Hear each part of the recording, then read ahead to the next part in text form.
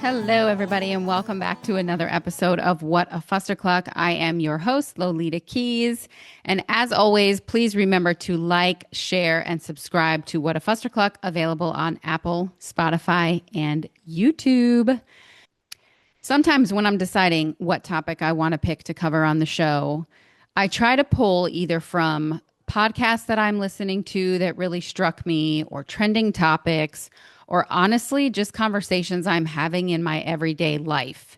And one of the conversations that's come up, I think because recently kids are getting out of school or getting ready to get out of school for summer break. And twice in the last 2 weeks, the topic of homeschooling has come up.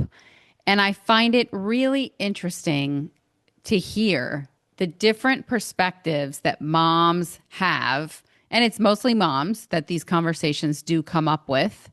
And it's mostly moms, I think, that are actually tackling homeschooling. So when I'm having these conversations, I'm noticing that there is this very interesting divide amongst parents that homeschool. Maybe some people know that this is going on, maybe some people don't. Whatever the case is, there is a clear distinction and sometimes a stereotype that's happening between those of us who send our kids to school, whether public or private, and those of us who homeschool our kids. And I thought, let me dive into this and see how much truth is actually around some of the argument. And I'm also going to share my internal visceral reaction that I have when people tell me that they homeschool, and what I think about that, the feelings that it kind of conjures up in me, and why. So what is this interesting, awkward divide that we seem to be facing? So the stereotype goes, or what I'm hearing, is that homeschoolers are either cult-adjacent weirdos raising all of these socially stunted children, or they're the only parents who actually love their children enough to sacrifice everything and homeschool them. Or at least that's the conversations I hear and some of the things that I'm seeing on the internet around this particular topic. But again, today I want to kind of pick apart these myths, the financials behind it, the mom guilt that nobody talks about, really just all of it. So let's start with the myth versus the reality of homeschooling. There's two myths, I think, that I feel like have been sort of mainstreamed or popularized. The first one is that homeschooling is this fringe thing that mostly religious people do or mostly right-wing people do. But the reality is that homeschooling has grown nearly 3 times faster than pre-pandemic rates. It has hit record highs in over a third of U.S. states, and it's become genuinely more mainstream across political and religious lines, no matter what you are, left, right, whatever, secular families included. And a lot of people are really citing homeschooling as an escape from kids who have anxiety, kids who are being bullied, or parents who really just want more control over the curriculum that their kids are being taught in schools. The second myth is that it's a right versus left thing. The actual driver that seems to be cutting across ideology is really just the concern about the school environment in and of itself. We all know that school shootings are a sad reality that seem like something we never dealt with 30 years ago. And now you hear about them on the news a lot more than any of us are comfortable with. And so safety seems to be a driver. But beyond that, it means something different. It does mean something different sometimes to a progressive parent who's worried about bullying and mental health than to a conservative parent who's more worried about maybe the curriculum side. But both can be true at the same time. And it's the same root feeling. That's what I want you to understand. It's I don't trust my kid in the system. I don't trust the system with my kid at this moment. Statistically, 1 in 3 homeschooling households make 6 figures. That was something, I don't know that I was really surprised about that. Because again, I said I'll let you know for me some of the reasons why I don't homeschool and why I kind of have the reaction that I used to have before I did dig into the data. But I wasn't really surprised to find out that 1 in 3 homeschooling households make six figures. That seems sort of like a given. But then that means 2 out of 3 actually don't. So is this an ideology gap or is it a privilege gap that's sort of being cloaked in an ideology costume? Here comes my favorite part. I like to call it the shame spiral, which happens in both directions, whether you send your kids out to school or whether you are homeschooling. Working parents who feel judged by homeschooling parents. This is a thing. So, this is where sort of my visceral reaction comes in. I know some people who, when they talk about homeschooling, they 1000% talk about it with the undertone of, I'm better than you. Maybe they don't realize that they're doing this, but that is certainly how it comes across in their tone and in their delivery.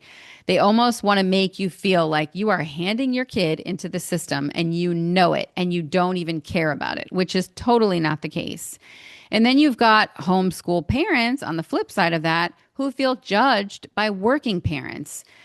We will often hear, I have heard myself, many people say the comment, oh, it must be nice not to need a second income in your house and to just be a stay at home mom and homeschool your kid, as if that's a bad thing.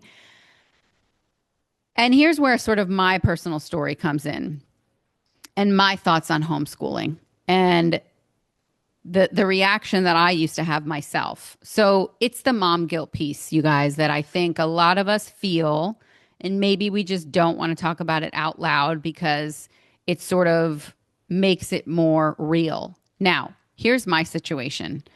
I have a job for these reasons. Number one, student loan debt. Number one. I told you all before, I met my husband when I was already in graduate school, and that is when I took out sort of the bulk of my student loans, thinking I was going to get this job making six figures, which did not happen. And that was a rude awakening for me. So I saddled myself with all this student loan debt, thinking I would be able to pay it off very quickly. And that was not the case. So I've got the job for student loans, first and foremost. Second of all, I have my job because I am a complete fanatic about functional and integrative medicine. As a person who has lived with chronic illness for decades of my life, it wasn't until I started working with functional practitioners that I was actually able to find solutions that didn't require a prescription pad. And also that I was able to sort of start to get to the root cause of my migraines that I was suffering with. So I still get migraines to this day, but I have literally sliced them in more than half. Like I've cut my migraines back by 75% with all kinds of, just different routines that I do that I'm diligent about, different supplements that I take, and hormone replacement therapy. So I work for that because functional and integrative medicine is not covered by insurance companies. And because of that, I need a job because that stuff is not cheap. You're mostly always going into a cash model practice, and really good quality supplements are often very high priced. And I am very invested in my health and wellness and longevity. On my mom's side of the family, it seems like we're riddled with cancers. On my dad's side of the family, it's heart disease. And so also on both sides of the family, there's some neurological stuff that has happened. Now, I come from a relatively large family. So I feel like, if you do come from a relatively large family, you can kind of check all of those boxes. But as I've said before, I did marry a little bit later. I did have kids a little bit later, and I want to be alive and well, not just alive. I want to be really well and really healthy and able to get off the floor without assistance and able to open up a pickle jar and all of these ridiculous things that you just don't think about when you're in your 30s or 40s. But when you're in your 60s, 70s, 80s, 90s, all of a sudden you realize opening that pickle jar, and you've lost muscle memory and bone density. It's not as easy as it used to be. So this is like really important to me because I want to be around for my children at times when they still need me. Now, I know people can make the argument that, oh, your kids need you when they're babies, and that's a conversation for another day. I did work when my children were babies, but for me, I was very blessed that I had them home with me more than they were at a childcare facility. And I know that's not the case for everyone. And so, again, I'm not shaming anyone. For me, I was very blessed. I was working from home and again, student loans. But I feel like our kids need us throughout their life. And I also want to be able to be there for my kids when they get married and they have children of their own. I want to be able, I just love babies and I love kids. And I cannot wait for that chapter of my life when my children are raised and hopefully doing well for themselves and they find a good woman and they get married and they have children and I can be a grandma and I can get down on the floor with my grandkids and I can play with them and I can watch them so that my son and his future wife can go on date nights or whatever. And that's just like a dream of mine. I'm very family oriented. So, okay, went off on a little bit of a tangent there. So I work for student loans. I work for my health and wellness and longevity supplements and healthcare because I'm so invested in that and I really believe in that. It's probably the number one thing I am most passionate about. Third, I work because I do like nice things. And outside of health and wellness, I'm also like a skincare fanatic and a skincare guru.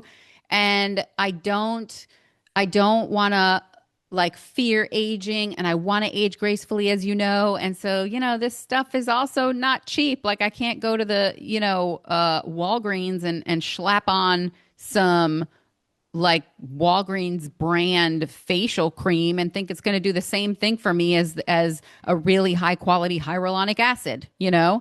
So that's why I'm working. And then lastly, of course, it's to provide for my family. Of course, you guys, that's the other thing.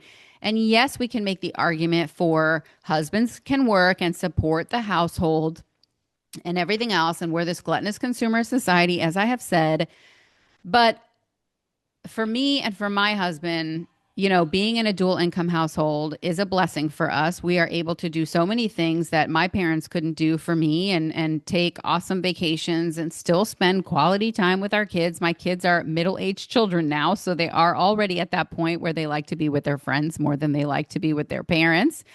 But this is just a part of life. And so those are the reasons why I work, why I sustain an income. And also, if I'm being completely transparent, you guys, even if I won the lottery,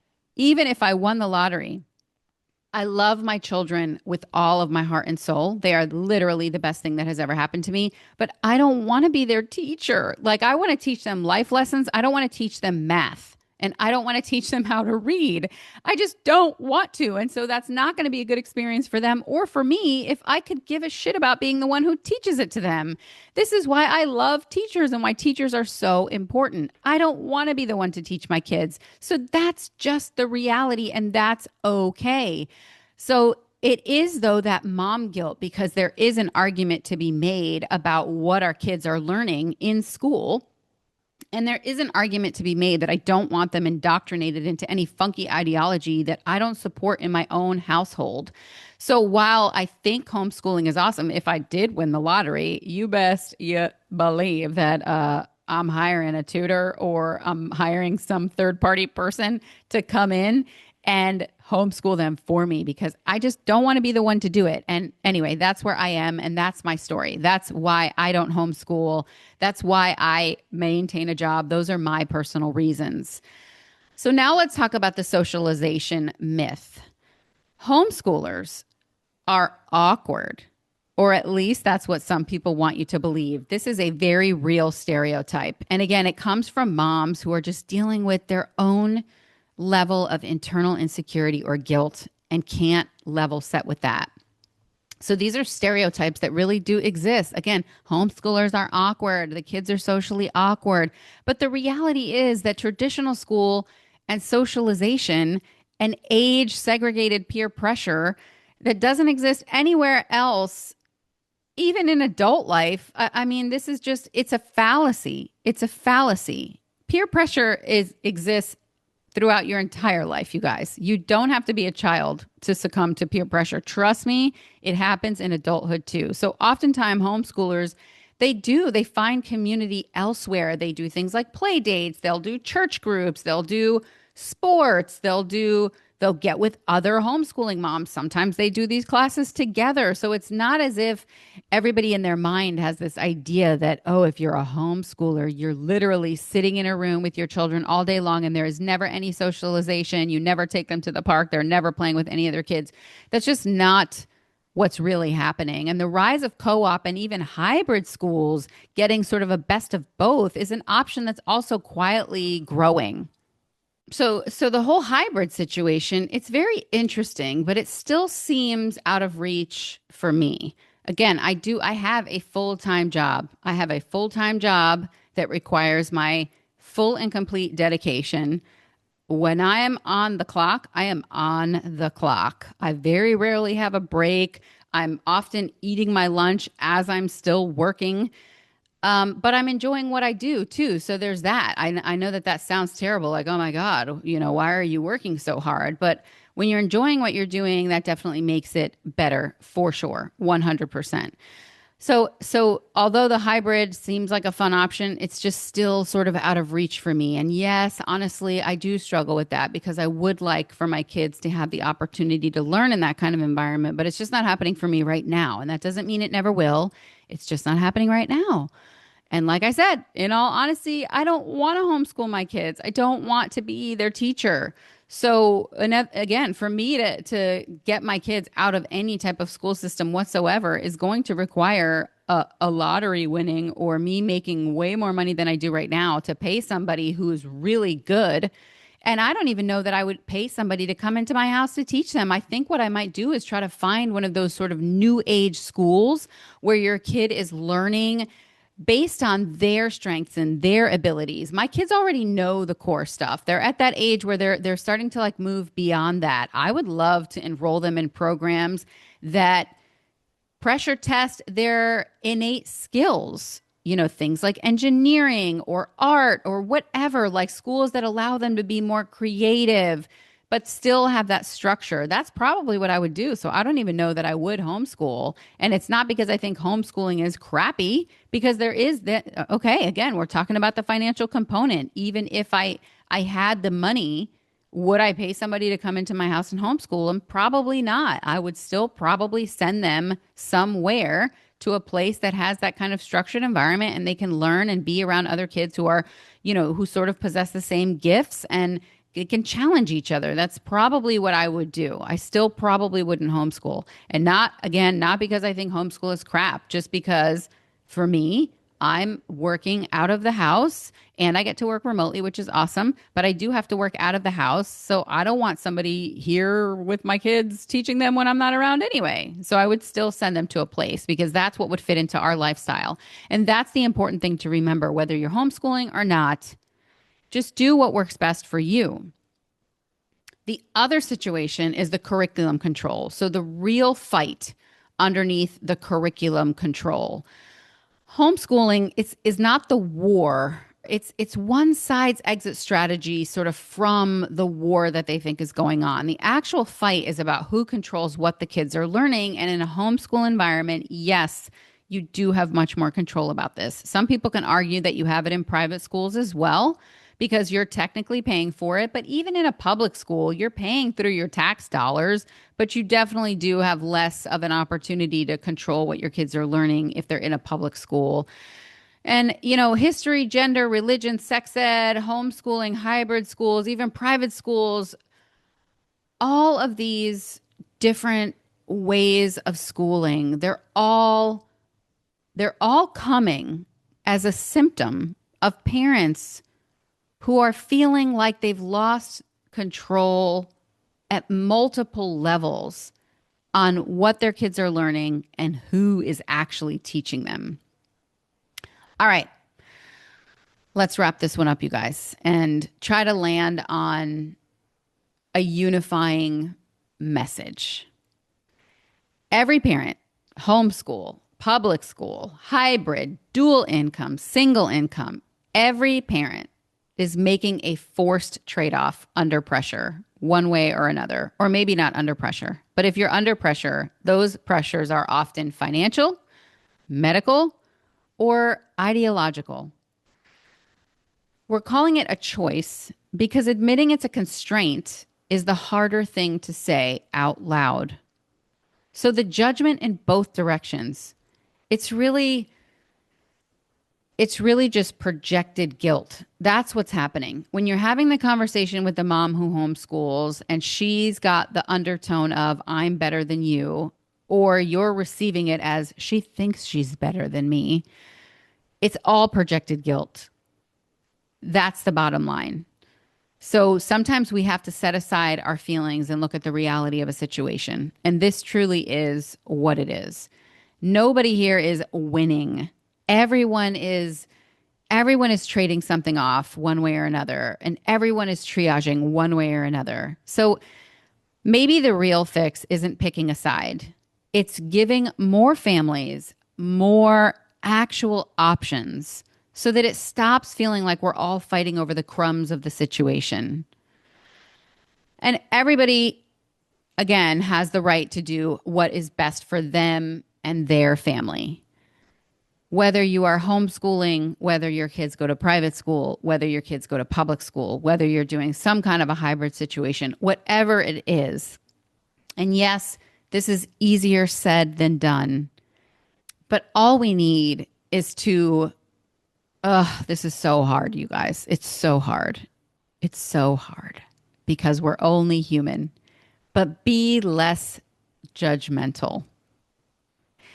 Unless somebody is blatantly coming out and shitting on what you're doing for you and your family because they think they're better than you, swallow that guilt, swallow it up, and know that you are doing the best that you can for your family each and every day. You are doing the best that you can for your kids each and every day.